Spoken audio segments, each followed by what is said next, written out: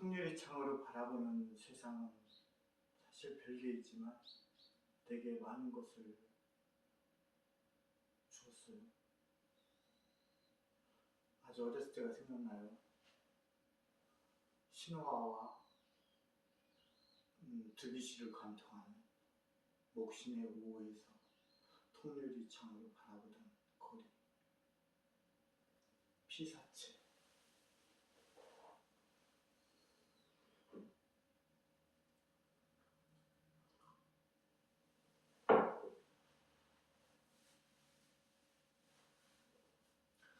스님이 되다 보니까 다양한 사람들을 접근하게 되는 것 같아요. 밖에 사람들은 보통 끼리끼리 어울리거나 어떤 부류, 이렇게 사람이 접촉이 어느 정도 선이 있는데 스님들은 선이 없어요. 그 정말 다양한 사람들을 만나게 되죠. 그래도 그런 사람들 만나다 보니까 야, 나 그래도 편하게 살았구나 이런 생각도 하긴 해요. 우리는 모두가 각자 올바른 사고를 지녔습니다. 단 누구 하나 할 것 없이. 이렇게 말하면 가끔 이해도가 떨어지는 사람들은 그렇게 질문을 하곤 해요. 자신이 옳지 않다고 여기는 사람도 있지 않을 거 아니냐. 이거는 각자 모두가 올바른 사고를 지녔다라는 그 근본의 의미를 모르기 때문에 그래요. 이 앞에 커피가 있습니다. 이 커피가 있는 것을 내가 마시는 것이나 안 마시는 것이나 그것은 같은 의미를 지니고 있어요. 그런 의미입니다.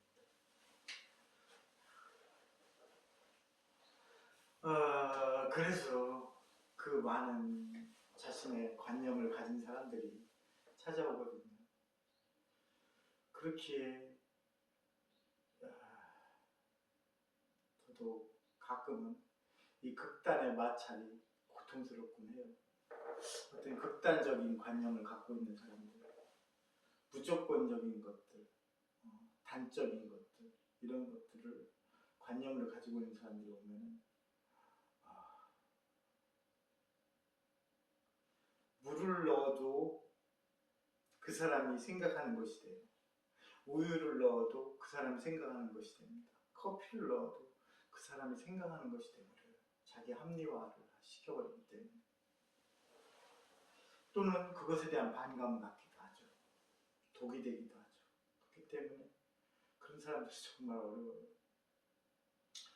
그래도 어지간하면 그 사람의 관념을 건드리지 않는 관점에서 들어가서 얘기를 하려고 하죠. 그래서 되는 경우도 있지만 대체적으로 그렇게 쉽지 않아요. 불교. 우리는 부처님의 가르침을 읽고 배우죠. 부처님의 가르침은 우리들의 삶에 유익하고 건전하고 가치 있는 그 지향점을 위해서 부처님께서 자비를 드리는 것입니다. 경전을 빗대서 말씀드리잖아요. 그렇거든요. 그래서 가끔 이제 저 TV는 안 보지만 가끔 인도를 공부하는 사람들이, 여기에 원래 TV가 4대가 설치되어 있었어요. 제가 처음에 왔을 때. 그 중에 한 대를 간신히 줄였어요. 그러고서 또 줄여야 되는데 어떻게 줄여야 될 방법이 없어요. 전화를 안 받아. 그래서 전화를 해서 또 하나는 줄여야 돼요. 저도 단번에 이렇게 자르지 못해. 다 해지를 못해. 그렇게 매몰차게 해야 되는데. 그 TV가 방 안에 설치되어 있다 보니까 어쩌다 TV를 틀 수가 있죠. 근데 사실 바깥에 TV 프로그램들이 저하고 잘 맞지를 않아요. 그래서 어쩌다 보니까 딱 하나만 보더라고요. 벌거벗은 세계사. 광고하려는 건 아니에요. 그렇다고 그게 최고라는 것도 아니에요. 따로 거기에 대해서 얘기하기는 그렇고 건너뛰고 보는데 가끔 인도 철학이라든가 불교 역사에 대해서 거론하는, 아니면 불교에 근접해지는 그런 것들을 얘기하는 그런 교수들이 나온단 말이에요. 그러면 교수들은 자기가 배운 양식대로 그것을 불교를 또 거기에 끼워가지고 얘기를 해요. 사실 불교에 대해서 아무것도 모르는 사람들이 혹은 안다고 생각할 수 있을지도 모르죠. 그러니까 불교는 이 인도 사회에 뭘 미쳤고 뭘 미쳤고 이렇게 얘기한단 말이에요. 어저께인가 한번 그거 볼 때도 그러더라고요. 인도 사람들이 왜 불교에 그렇게 열광했는가. 근데 그 사람은 이 경전을 한 번도 본 적이 없는 사람이거나 어디 이상한 경전만 본 것 같아요. 예. 불교가 대중들하고 접했던 게 그렇게 많지 않습니다. 이 불교는 대중들하고 그렇게 접근될 수 없는 종교였어요. 오히려 귀족들, 브라만, 사제계급들, 그리고 장군들, 뭐 왕들 이런 사람들이 부처님을 따랐어요. 그리고 그런 장자들이나 이제 외에도 바깥에서 도를 구하는 사람들, 바깥에 도를 구하는 사람들, 혹은 왕들이 부처님께 질문하는 내용들 그런 것들이 경전에 포함되어 있지 일반 백성들이 이렇게 질문하는 내용들이 들어와 있지 않아요. 근데 그 당시에는 불교가 그 대략 뭐 한 600, 800km 좌우로 위아래로 한 500km, 600km 이 정도를 부처님께서 유행하시면서 거기에 걸쳐있던 9개의 나라의 왕들이 부처님께 다 귀의를 했고 거기에 있는 장자들이 부처님 전에 공양을 올리고 또 존경을 표하고 가르침을 받고 또 거기에 머물렀던 사제나 이런 사람들이 다른 외도들이 부처님께 찾아와서 가르침을 구하는 특정의 내용들이 대부분 경전에 그것도 일부입니다. 제자들한테 주로 많이 설했고 그런 내용들이거든요. 이제 일반 백성들을 놓고 법회를 보는 게 아니에요. 오늘날처럼 스님들을 놓고 법회를 하죠. 스님들을 놓고 가르침을 주시는 것뿐이에요. 그렇기 때문에 일반 백성들은 왕이나 장자들이나 사제나 이런 사람들이 워낙 부처님을 받들었기 때문에 같이 덩달아서 존중했던 것뿐이에요. 얼마나 신적인 존재였던 거예요. 그 사람들한테는. 그때 마찬가지로 부처님은 신이었습니다. 그 당시 일반 백성들한테는. 그런 얘기를 하더라고요. 불교를 전혀 우리가 지식적으로 쌓아가지고 부처님이 될 수 있다고 생각했다면 아니 요 근래 특히 이 불교에 관련된 박사학위를 받고 이런 사람들이 한둘이 어딨습니까? 그걸로 지식으로 다가갈 수는 없죠. 어떤 현자도 마찬가지예요. 자기가 공부를 해서 현자가 된다. 공부를 해서 지식으로 기술을 습득하고 이런 건 되지만 오히려 철학이나 이런 개념으로 봤을 때는 자기가 공부한 틀에 묶이는 것에 지나지 않지 않을까? 전 오히려 그렇게 의심합니다. 우리가 기본적인 소양이 있고 자기가 사고만 가졌다면 그 사고를 틀어서 자기가 가진 것이 오히려 더 자유롭고 어떤 틀에 묶이지 않는 그런 형태를 이룰 수 있지 않을까. 오히려 우리가 배웠다라는 그 틀 속에 들어가면 그래요. 세상의 모든 틀 속에 있는 것들은 그 틀에서 나오는 것과 동시에 다 깨져버립니다. 그 틀 때문에 존재했거든. 그 틀을 없애버리고 나면 존재하기가 힘들죠. 우리가 그 틀이 없는데도 그 어떤 하나의 형성을 하는 것이 지속되는 것이죠. 그렇기 때문에 불교학에 대해서 많이 배운다고 해서 뭐 부처님이 된다, 부처님께 가까워질 수 있다, 그건 택도 없는 얘기죠. 그런 면에서 스님인 저도 부처님 가르침을 내가 실천할 수 있느냐, 내 마음가짐이 그 정도가 될까, 이런 의심을 늘 합니다.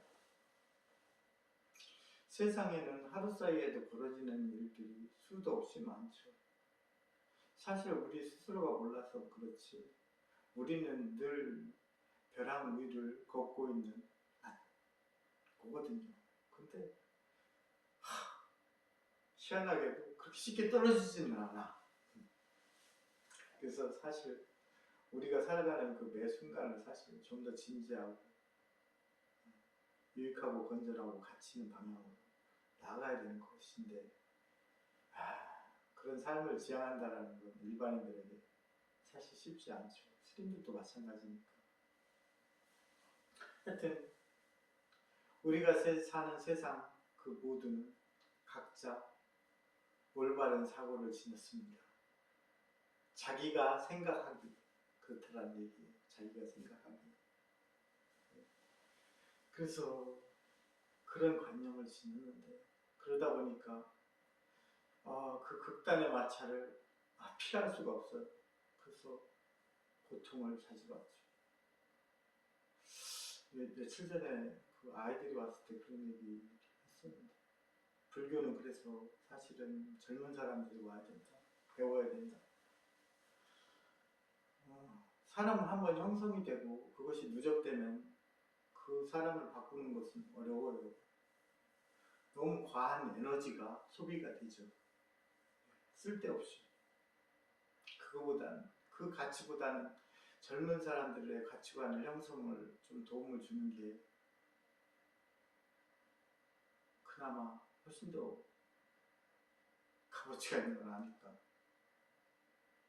정말 이제 그 관념이 형성된 게 누적된 사람들은 어렵거든요. 왜?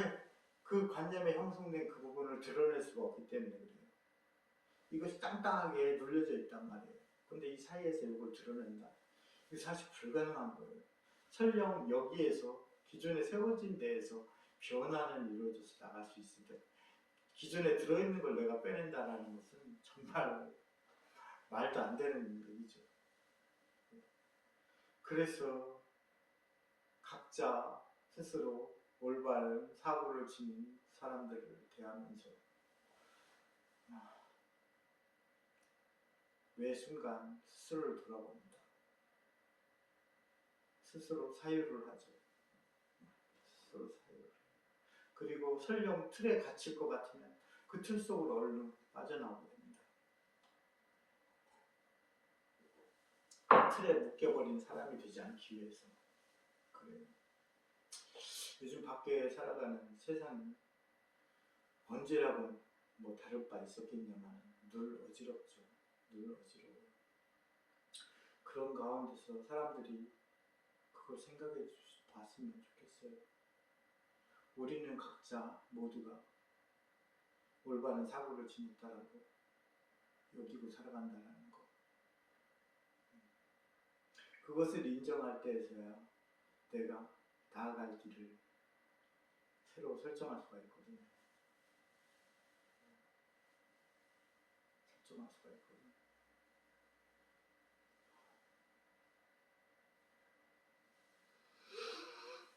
그래서 때로 저도 가끔 그런 생각을 할 때가 있어요. 내가 어려서 복이 있어가지고 어려서 내가 최소한 그 고등학교 때 출가하려고 했던 그 시기에 내가 출가했더라면 어땠을까.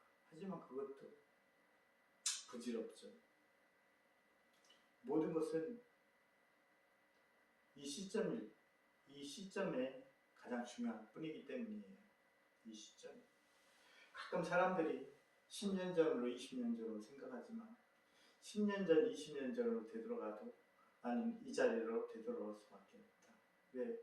스스로 자각하지 못한 그 상태로 되돌아가 본들, 나는 그 상태에서 주어진 조건에 똑같은 선택을 해야 할 것이다.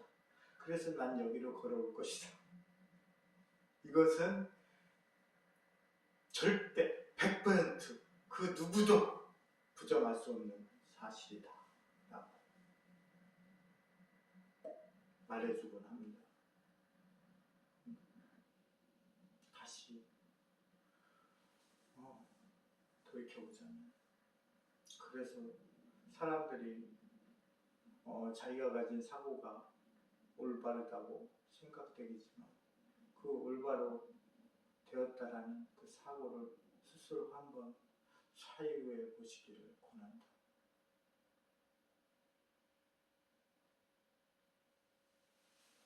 어렸을 때 3살적, 4살적, 5살적, 6살적 혹은 중학교 때도 담장 넘어가가지고 비 오는 날 개울가에 찾아갔던 적이 기억나요.